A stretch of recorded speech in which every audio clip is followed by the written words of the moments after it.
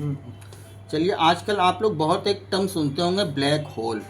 अक्सर मतलब इसरो ने भी बहुत सी सैटेलाइट भेजी हैं ब्लैक होल का अध्ययन करने के लिए। लेकिन आइए थोड़ा बताते हैं ब्लैक होल होता क्या है, समझते हैं एक अंडरस्टैंडिंग। हम ये नहीं कह रहे हैं बिल्कुल सही बता रहे हैं, लेकिन एक अंडरस्टैंडिंग बनाते हैं। देखिए, किसी भी तारे की हमारा, चलिए सबसे पहले ये समझिए, हमारे यूनिवर्स में, हमारे जो यूनिवर्स है या ब्रह्मांड, इसको हिंदी में बोलो, है ना, हमारे ब्रह्मांड में बहुत सी गैलेक्सीज़ हैं। कितनी गैलेक्सीज़ हैं? और गैलेक्सीज़ में क्या होता है? स्टार होते हैं, है ना, तारे होते हैं, गैसेस होती हैं, डस्ट होते हैं, ये सब होते हैं गैलेक्सीज़ में। तो जो हमारी गैलेक्सी है, हमारा सोलर सिस्टम है, उसको बोलते हैं मिल्की वे। ये जीके है, याद रखिएगा, छोटे एग्जाम में आता है। ठीक है, मिल्की वे। तो गैलेक्सी किसका पार्ट होता है? स्टार, गैसेस, डस्ट का। और हमारी जो गैलेक्सी है हमारे सोलर सिस्टम का, वो है मिल्की वे। अब जानते हैं ब्लैक होल होता क्या है। देखिए, किसी भी तारे की एक उम्र होती है, एक एक निश्चित जीवन काल होता है किसी भी तारे का, है ना, जीवन काल होता है, एक निश्चित जीवन काल होता है। जैसे हमारा सूर्य है, सूर्य भी एक क्या है? तारा है। इसका भी एक निश्चित जीवन काल है, 10 बिलियन वर्ष। 10 बिलियन वर्ष। लेकिन पुस्तकों में लिखा है कि 5 बिलियन वर्ष पूरे हो गए। पुस्तकों में लिखा है 5 बिलियन वर्ष पूरे हो गए और 5 बिलियन वर्ष बाकी हैं सूर्य तारे की जीवन काल पूरा होने में। तो जब इसका जीवन काल पूरा हो जाता है, तब ये क्या हो जाता है? तब क्या हो जाता है? ये एक ब्लैक जाइंट के रूप में बदल जाता है। भाई, इसकी ऊर्जा खत्म हो गई। अब जब ऊर्जा खत्म हो गई, ये एक ब्लैक जाइंट के रूप में बदल गया। ठीक है, ब्लैक जाइंट के रूप में।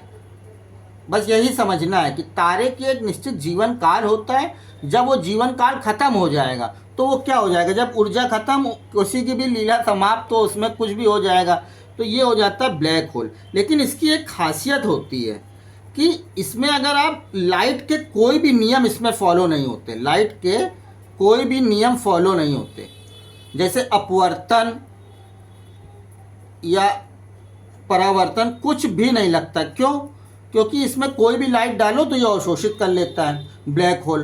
तो इसकी फ़ोटो भी नहीं खींच सकते, क्योंकि फ़ोटो तो तभी खींचोगे ना जब लाइट रिफ्लेक्ट होकर वापस आए। दूसरी बात, इसका ग्रेविटेशनल फोर्स कितना है, या ग्रेविटेशनल ना समझ में आए तो आप ऐसे समझो, आकर्षण बल, है ना। इसका ग्रेविटेशनल फोर्स इतना है कि कोई भी चीज़ इसके नज़दीक जाती है तो वो इसको एब्जॉर्व करता है।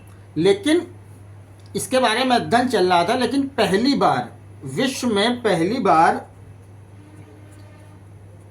है ना, 2019 में एक सैटेलाइट के माध्यम से, एक सैटेलाइट के थ्रू एक साइंटिस्ट थी, साइंटिस्ट, उनका क्या नाम था? कैटी बर्मन। कैटी बर्मन। उन्होंने पहली बार M87 गैलेक्सी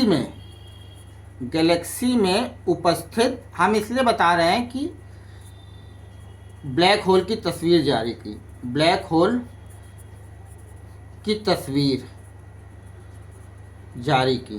ठीक है। अच्छा, हर तारा ब्लैक होल नहीं बन जाता। जो अब हम बताने जा रहे हैं वो बड़ी परीक्षा का टर्म है। ये तो एक कॉमन अंडरस्टैंडिंग जीके है, सबके लिए ज़रूरी है, हमें तो ये लगता है। लेकिन अब हम जो बताने जा रहे हैं बड़ी परीक्षा में, देखिए, हर एक तारा ब्लैक होल नहीं बनता है। अगर तारे क्या, उस तारे का द्रव्यमान, तारे का द्रव्यमान होता है ना कोई किसी चीज़ का मास होता है।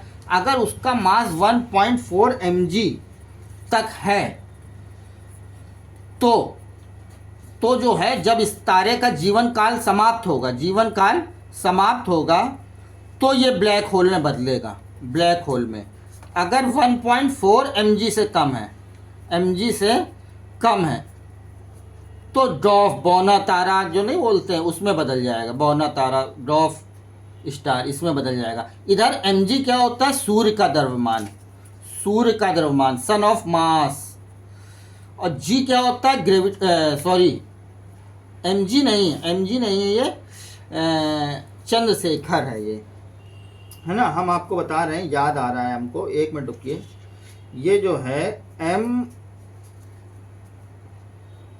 एस है, एम एस है, एम एस। अब हम जहाँ तक याद कर पा रहे हैं, क्योंकि पुरानी बात हो गई ना, ये एम एस है।